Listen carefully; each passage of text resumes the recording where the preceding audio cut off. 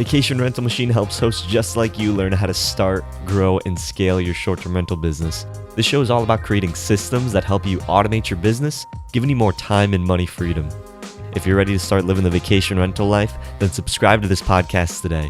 Come and join us on our Facebook group, The Host Nation, where we'll be talking about starting, automating, and scaling a short-term rental business. Now, on to the show. Hey, welcome back, Host Nation. In this episode, we're going to be talking about the next step in your vacation rental machine, and that's going to be about what type of structure, if you want to incorporate, go LLC or sole proprietorship. We're going to be talking about some of the pros and cons of the different types of ways that you could start your business. So, John, do you mind taking this away? Yeah, definitely. So as we talked about in the previous episode, once you set your goal and try to figure out, where you see yourself with this business, if you are, let's just say, trying to scale up until about 10 units, you really need to be thinking about some type of company structure. If you're thinking about maybe one or two, you might want to be a sole proprietor. But let's go over the details of all the options so we can at least get a better understanding about the differences. So we'll start with the easiest, sole proprietor. That option basically just means you're putting in your Social Security into whatever platform you're using, and they are sending you a 1099 based on your social. That means you'll be taxed directly on that income because it's gone directly to you. If you are sued for anything, you are personally liable for whatever losses or anything that kind of comes after you. And that also means all your other assets. So be very cautious with this one. Like I said, if you're going to stay small, it might be okay. You probably don't need the company structure. But either way, I'm not a lawyer or an accountant, so you really need to talk to those folks. But I'm sure they'll steer you in the right direction. With your sole proprietorship, it is going to be the easiest way that you can get anything set up. And sometimes, people are thinking right away, like, oh, I need to incorporate, I need to get started, I need to, start giving, my money to the specific state or whatever it is. But the thing about sole proprietorship is that you're the business owner. And when we're talking about assets, we're talking about things that, like, if you own your car, if you own your home outright, the thing about assets is not everybody has assets. If you have a mortgage on your home, that's not an asset. That doesn't belong to you yet. You haven't paid that off. And your car, if you're still financing it, that doesn't really belong to you yet either. So when you're talking about protecting your assets, you're talking about protecting things that you own that are physically yours. So with the sole proprietorship, you do have a certain level of protection, and that's going to be coming from your insurance. So don't think just because you don't incorporate or you don't start an LLC that you aren't going to be protected. You are going to be protected with your insurance. So insurance is going to be a whole nother episode that we're going to be talking more about, but we're just going to be talking about if you want to start a business, the best way that you can do that. Jumping in on the other two structures, of course, there's a corporation, which is an Inc. or an LLC. The major difference, in my opinion, comes down to taxes.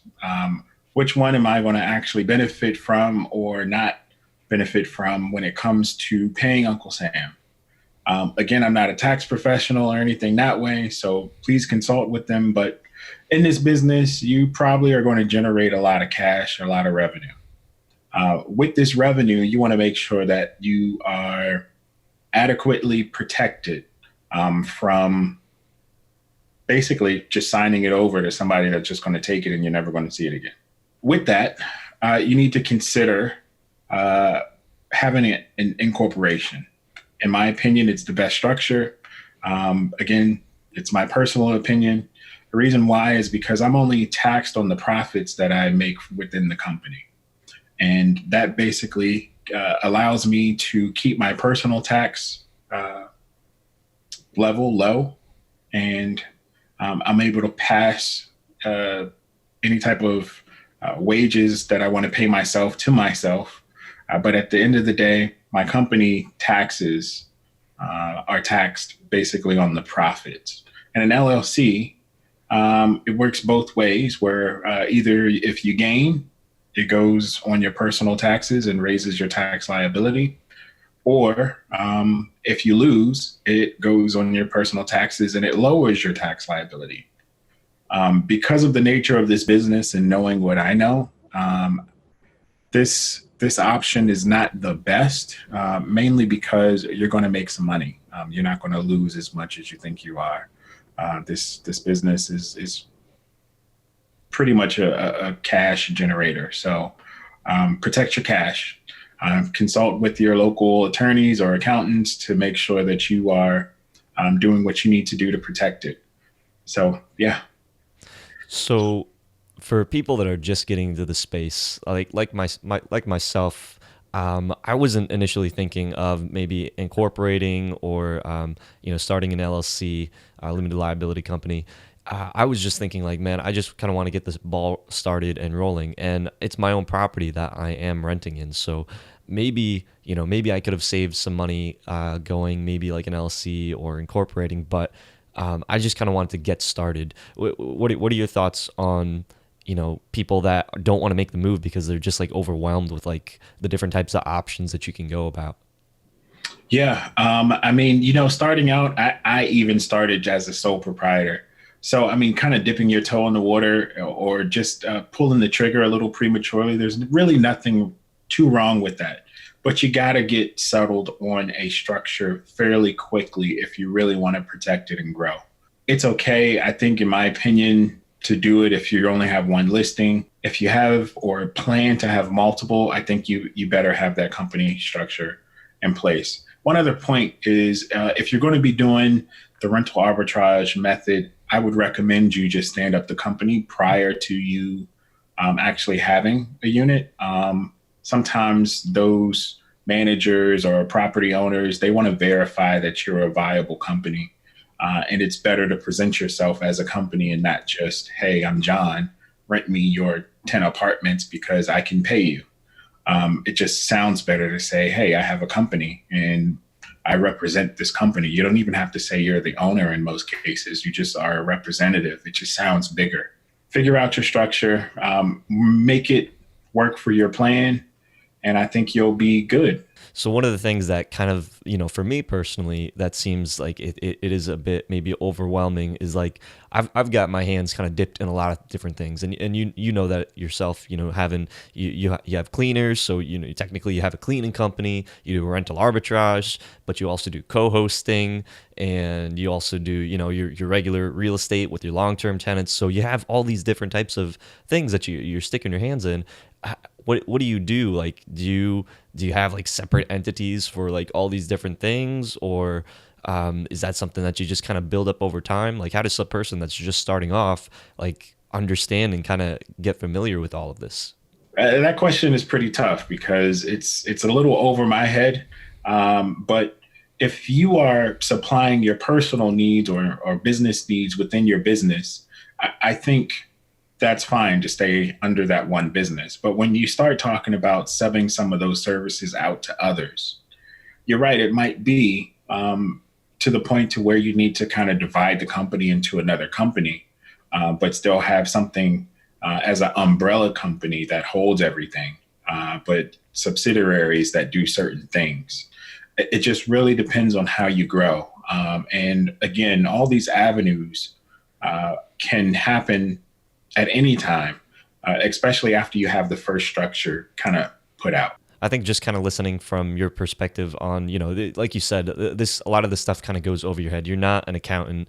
You're not, you know that you want to try to save money, so you outsource that type of business.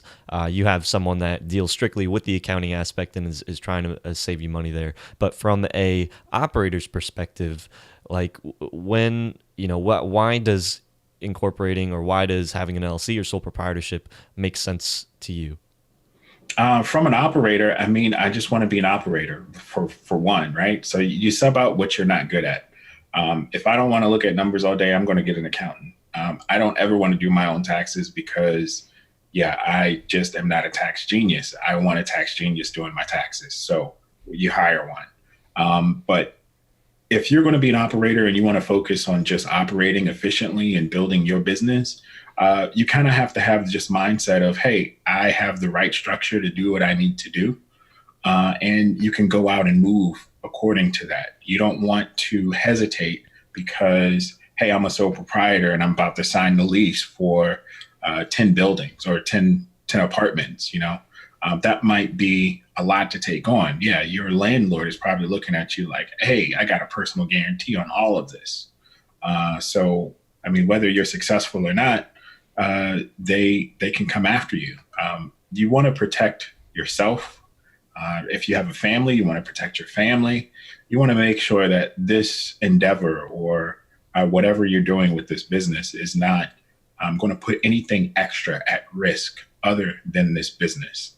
Yeah, and I think that's probably going to be the best that you're going to get from people that we're not accountants. We're not claiming to be accountants, so don't take this as official accounting advice.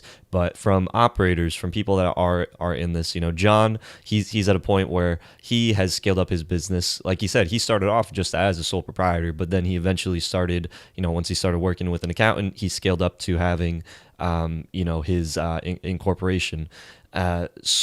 For myself, because I just have my basement unit, I'm just a sole proprietor right now, and that doesn't mean that it's like this is going to be the one thing that I'm going to stick with for the rest of my life, for the rest of my business. I'm sure that as I start taking on more things, or as John starts growing, your business structure is going to change, and that's why it is really important to, like John said, you do focus on the things that you're good at. If you're not good at, crunching numbers and figuring out what's going to be the most advantageous avenue to take for your business entity, then outsource that. But if you have like an accounting background and you know what to do, then definitely, I don't know why you're listening to this episode in the first place, but the big fear for a lot of people is, should I do this? Should I do that? Should I go this way? Should I go that way? Really, just make the move. Use your Social Security. If you just need to start making moves, use your Social Security to just get started.